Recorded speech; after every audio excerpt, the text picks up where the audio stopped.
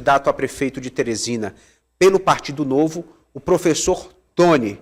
Vamos com ele dar sequência à série de entrevistas com os candidatos. Professor, boa tarde, seja bem-vindo. Está aqui no dia, boa tarde a todos os teresinenses que nos assistem hoje. Professor Tony, que encara pela primeira vez um processo eleitoral, tem percorrido a cidade de Teresina e tem fiscalizado, professor, algumas unidades de saúde. Qual a sua avaliação da saúde atual de Teresina, que historicamente é uma referência para toda a região, e o que pode ser feito para tentar melhorar esse quadro? Olha, Eliezer, a gente tem analisado o orçamento da saúde e hoje a prefeitura tem um gasto de 1 bilhão e 600 milhões com a saúde apenas para esse ano. Esse é o orçamento que ela tem para este ano. Não faz sentido, com a maior dotação orçamentária da cidade, a saúde está no caos como está hoje na cidade de Teresina. Você percorre os bairros, você vê as unidades básicas de saúde sem remédios básicos, faltam dipirona, faltam losartano, remédio para pressão custa centavos. E tudo isso a gente tem dito que tem impactado diretamente na qualidade de vida do teresinense. Eu tenho percorrido todos os bairros da cidade e a principal reclamação da população é a falta de medicamentos, a falta de insumos básicos. E a gente tem defendido uma revisão nos contratos da saúde. E pelo que vimos, dá para a gente conseguir ter uma economia aí com uma gestão eficiente, já que a gente não pode dar outro nome para o que vem acontecendo. Com a gestão eficiente é possível economizar quase 300 milhões por ano nesse orçamento de 1 bilhão e 600 milhões da saúde. Com esse valor, a gente pretende, no curto prazo, para a Prefeitura de Teresina, zerar a fila de consultas e exames. Hoje, na rede privada de Teresina, você consegue fazer qualquer consulta ou exame se você tiver dinheiro. Por que o usuário do SUS não consegue da mesma forma? E a gente tem abordado esse cartão, que seria um cartão Saúde Teresina, que a gente iria cadastrar as famílias usuárias do SUS de Teresina que estão no CAD único, aquelas famílias mais carentes. Mas também é essencial revitalizar toda a estrutura de saúde que a gente tem na cidade. A gente tem cerca de 9 hospitais no município, a gente tem mais de 90 unidades básicas de saúde, em que 4 maternidades que precisam de uma melhor estruturação. A gente viu no período chuvoso alagamentos nos hospitais de Teresina. Então, a gente pretende estruturar não só a infraestrutura física, mas equipar com exames. Hoje você não tem a possibilidade de fazer uma tomografia do coração pela prefeitura, por exemplo, uma ressonância magnética, porque esses equipamentos não estão disponíveis. E uma das formas da gente fazer isso é reestruturar o Linneu Araújo como um centro de diagnóstico. Então, seria possível recuperar essa capacidade de atendimento do Linneu, na sua concepção? Com certeza. Hoje você chega lá, tem até um quadrozinho lá no Linneu Araújo com os exames que são feitos. Mas quando você vai para exames um pouco mais complexos, nem todos eles são possíveis fazer. E aí gera-se uma fila de meses. Tinha uma senhora ontem na Zona Norte, numa conversa que eu tinha com moradores, dizendo que já está há 6 meses esperando para fazer o exame cardíaco dela, por exemplo, pela prefeitura. E ainda alguns relatam que quando dá esse prazo, é preciso ainda ir lá e é dado um novo prazo, um prazo adicional, por exemplo, Eliezer. Um outro ponto que a gente tem defendido é reestruturar o HUT. O HUT tem condições de ser ampliado, inclusive com um novo andar pela estrutura física. Mas além da gente ter essa capacidade de estruturação na urgência e na emergência de Teresina, é preciso destacar que grande parte dos recursos do HUT é utilizado por pacientes oriundos do interior do estado. Isso. E esse problema é ocasionado porque no ano de 2008, na época, Eliezer, você tinha o governo do estado do PT e na prefeitura o ex-prefeito Silvio Mendes, e ali num acordo foi fechado o pronto-socorro do HGV. Então o governo do estado ele precisa ter responsabilidade com a saúde de Teresina e reabrir o pronto-socorro do HGV para que possa atender esses usuários do SUS que vêm do interior do estado. porque essa conta está saindo muito alta para o município, por exemplo, e a gente defende que esse dinheiro seja utilizado com o usuário do SUS de Teresina, já que esse paciente do interior deveria ser atendido no pronto-socorro do HGV. É zero, aliás, é zero o atendimento de urgência e emergência em Teresina pelo governo do estado. E a respeito da atenção básica, nós temos aproximadamente quase 100 unidades básicas de saúde em todas as regiões da cidade. E esse atendimento primário também tem sido alvo de muitas reclamações. É possível reestruturar essa rede de uma maneira mais ampla? Claro, e principalmente, como eu falei no início da conversa, Eliese, com a revisão de alguns contratos de fornecimento. Então, fornecimento de medicamentos, fornecimento de insumos básicos, a gente consegue fazer essa reestruturação. A gente tem dito que essa gestão eficiente, com uma gestão inteligente, com o uso de um bom sistema de estoque, pode reestruturar na atenção básica, sem falar no programa de saúde da família, que é importante a gente dar uma atuação muito maior à prevenção de Teresina. Existem inúmeros estudos, aliás, que a gente vê na área da saúde, que a cada R$1 investido em prevenção, em alguns países chegou-se a economizar R$9. No Brasil, pelo menos R$3 você consegue economizar em assistência. Então, a gente tem falado na prevenção à saúde, ao idoso, às crianças, a questão também no que diz respeito ao atendimento pré-natal. Hoje, você tem números ainda alarmantes de mortalidade infantil no que a gente diz ali desse período pós-parto ali da mulher. Infelizmente, a gente precisa ter esse cuidado aí. É rígido, digamos assim, a situação que a gente encontra, porque falta esse cuidado, esse atendimento nesse pré-natal, nesse, digamos, cuidado com a mulher ali, principalmente no período da gestação e no pós-gestação. Professor, outra área essencial, também muito debatida, a área da educação. Teresina já teve uma educação municipal de referência, a melhor entre as capitais brasileiras, ostentou esse título por um determinado período. E hoje, qual a realidade que o senhor tem constatado e o que pode ser feito também pela educação? Olha, Elias, a gente sempre, assim como acabamos de discutir na saúde, tem sido um grande diferencial que a gente traz o problema, faz um diagnóstico para o teresinense de todos os problemas da cidade e a gente aponta as soluções, as nossas propostas.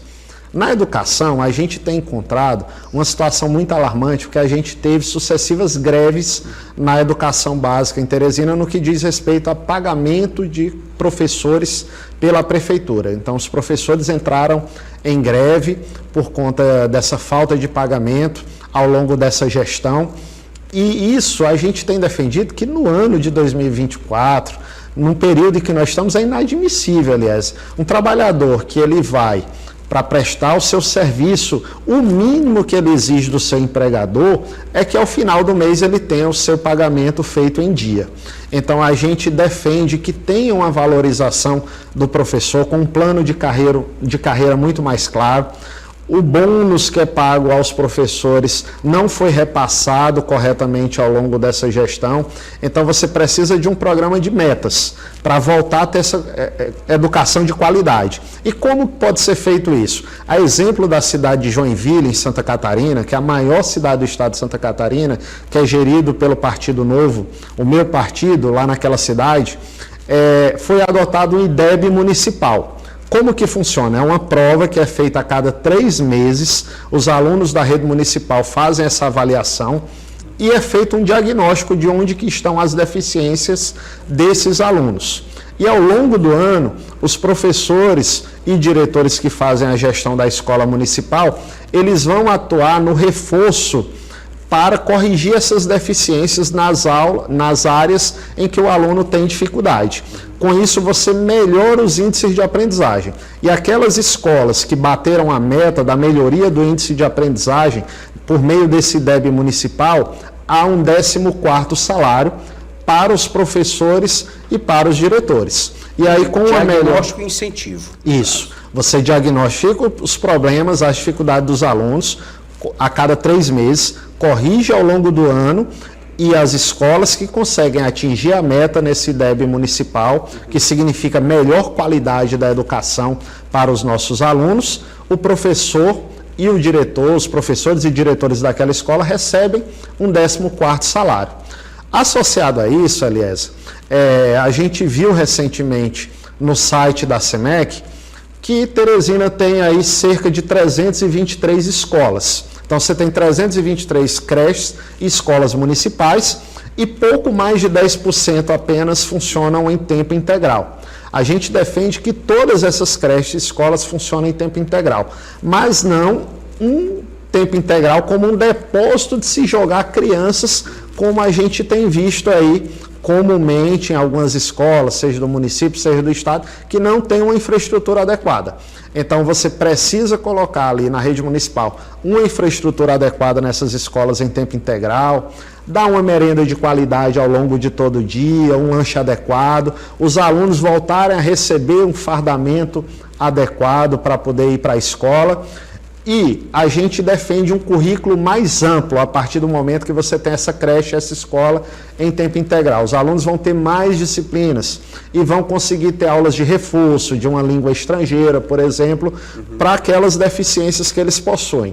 A gente tem falado, aliás, que Teresina, na rede privada, tem algumas escolas que são das melhores escolas do país. Verdade. Por que na rede pública municipal o filho da pessoa mais humilde não tem as mesmas oportunidades? Esse reflexo vai acontecer, Eliezer, lá na frente, quando chega o antigo vestibular, que hoje é o Enem. O filho da pessoa mais humilde, ele não concorre de igual para igual com o filho do rico. Então a gente precisa dar mais qualidade na educação nessa escola municipal para que a educação possa transformar a vida das nossas crianças e dos nossos jovens, assim como transformou a minha. Eu consegui fazer um curso de administração, um curso de economia, um mestrado e um doutorado em administração, e foi essa formação que fez com que a minha vida fosse modificada. Perfeito. Professor, a respeito da segurança pública, sabemos que constitucionalmente é dever do Estado, mas os municípios podem adotar políticas complementares para colaborar também com as ações de segurança. Quais as ideias, caso eleito prefeito, o senhor acredita que pode colocar em prática para colaborar com a segurança pública? Olha, a prefeitura ela tem uma função com a segurança pública de atuação em 3 eixos. Um deles parece uma coisa básica: iluminação pública. A iluminação pública ela ajuda significativamente a segurança e é comprovado com pesquisas que aqueles locais, aqueles bairros, praças, ruas que têm baixa iluminação, ali fica mais suscetível à prática de algum crime, de um estupro, de um roubo, por exemplo. Então, além da iluminação pública, é importante que a prefeitura utilize uma maior atuação da Guarda Municipal, já que o Supremo Tribunal Federal, no ano passado, integrou a Guarda Municipal às forças de segurança pública. Saiu essa decisão do Supremo. Então você pode utilizar a Guarda Municipal de uma forma mais ostensiva. Aqui em Teresina nós temos o ROMU, por exemplo. Só que a Guarda Municipal de Teresina, ela foi instituída no papel pelo ex-prefeito Silvio Mendes, mas ele não fez nenhum concurso da Guarda Municipal. Ela já veio ter concurso já na gestão do ex-prefeito Firmino Filho, por exemplo. E nós temos apenas cerca de 300 guardas municipais para uma cidade de quase 1 milhão de habitantes. É muito pouco, Eliezer. Então você precisa fazer um concurso público para ampliar o efetivo da Guarda Municipal, para você ter uma presença tanto no centro da cidade, que carece de segurança. Tem sofrido muito o centro da cidade com a ação das lanceiras lá, por exemplo, e dos lanceiros. E você precisa ter essa presença mais forte da Guarda Municipal também nos bairros, na periferia de Teresina. É muito bonito colocar a viatura da polícia no balão das principais avenidas, dos principais corredores de tráfego, mas e a periferia da cidade?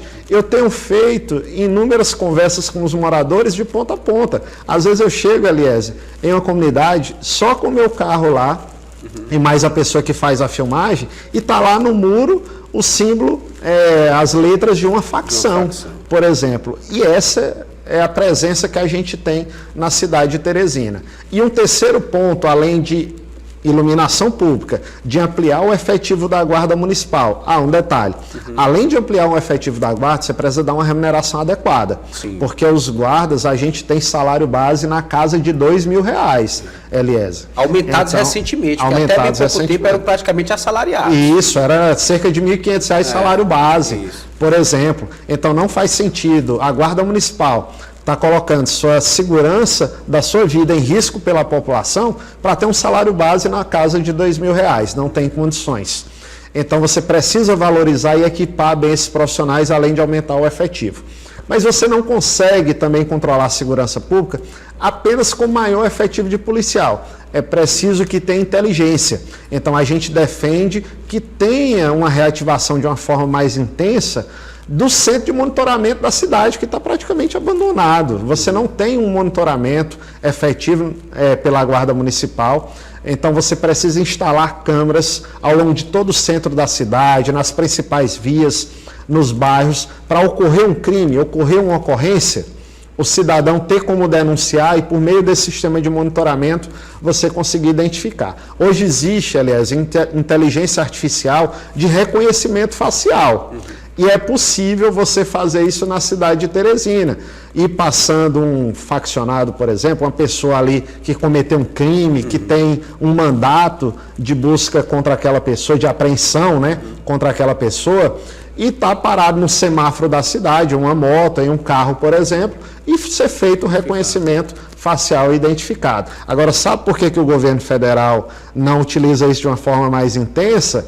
Por que o governo do estado não utiliza isso de uma forma mais intensa? Porque se for feita a quantidade de pessoas que têm mandatos expedidos, o sistema carcerário não daria conta. Então isso mostra a ineficiência que a gente tem, tanto do governo do estado quanto do governo federal, no que diz respeito à segurança pública.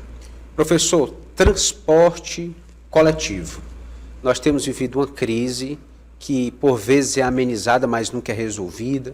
É o tipo de transporte essencial às camadas mais vulneráveis da sociedade. Qual a sua ideia para tentar garantir, de fato, esse transporte coletivo com quantidade adequada, nos horários adequados para a população de uma forma geral? Olha, Eliezer, quando falo em transporte coletivo, me corta muito o coração ver a situação de Teresina.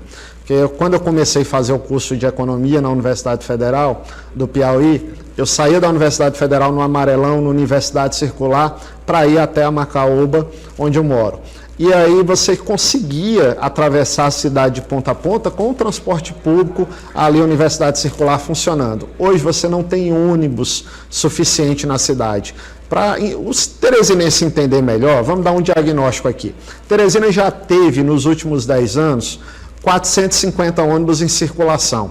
Ao longo desses 10 anos, a população aumentou, a cidade cresceu e hoje você tem um número oficial de cerca de 247 ônibus. Mas na prática, em determinados horários, você tem apenas cerca de 180 a 190 ônibus em circulação. Por que as empresas de ônibus tiram o ônibus de circulação? Elas alegam que a prefeitura não paga o subsídio em dia, às vezes atrasa, tem meses que atrasa, passa 2, 3 meses sem pagar, não paga o valor integral do subsídio, porque para você, teresinense, entender, o nosso sistema de transporte público é subsidiado. Metade da passagem o passageiro paga e metade a prefeitura paga. E aí eu chamo a atenção para isso. Se a passagem é mais de R$4, Eliezer, se a prefeitura, em tese, deveria estar pagando metade e o usuário metade, é como se na planilha do transporte público o preço da passagem de ônibus fosse mais de R$8. Não faz sentido uma passagem de ônibus de mais de R$8. Então, um dos pontos centrais para resolver o problema do transporte público é a prefeitura pagar em dia o subsídio para as empresas não usarem a desculpa de que tira os ônibus de circulação porque não recebe o pagamento e poder cobrar e fiscalizar a prefeitura de uma forma mais intensa, exigir das empresas a quantidade adequada. Mas você consegue dobrar a frota atual que você tem, se houver uma revisão dessa planilha. Porque, repito, uma passagem de ônibus na planilha de mais de R$8, em que a prefeitura paga metade, o cidadão a outra metade, não faz sentido no transporte público. Então, é possível, com uma gestão eficiente, uma gestão técnica, você conseguir reduzir o valor da passagem que está hoje, de 4 para 3, R$ 2,50, por exemplo, e você, inclusive, ter mais ônibus em circulação do que a quantidade de ônibus que tem atualmente. Esse problema do transporte público, ele é tão sério que a cidade está parada porque o transporte está parado. O cidadão, ele perde o emprego porque ele não consegue chegar no trabalho no horário, ele falta ao trabalho, e você precisa dar essa mobilidade à população para que as empresas consigam produzir, consigam ter seus colaboradores sem falta, sem atraso no seu local de trabalho. E o último ponto, a gente defende uma integração, mas não essa integração como foi feita com todos esses terminais ao longo da cidade. Para o teresinense entender, na época que fizeram todos esses terminais, existia um recurso do governo federal para a mobilidade urbana, mas só poderia ser empregado em obra física. O que fizeram para poder pegar esse dinheiro? Saíram construindo uma infinidade de terminais, 8 terminais por toda a cidade. Na verdade, Teresina precisa de um terminal de integração no centro da cidade, ali, por exemplo, na Praça da Bandeira, que você já faz a integração com o metrô.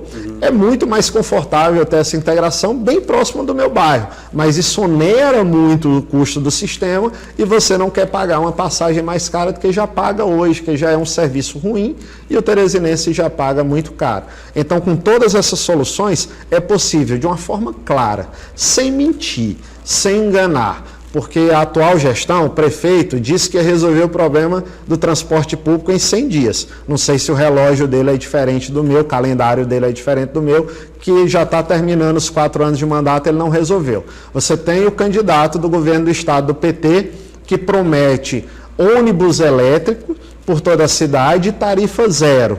Se eles vão fazer tarifa zero, por que não fizeram no metrô, que é do governo do estado?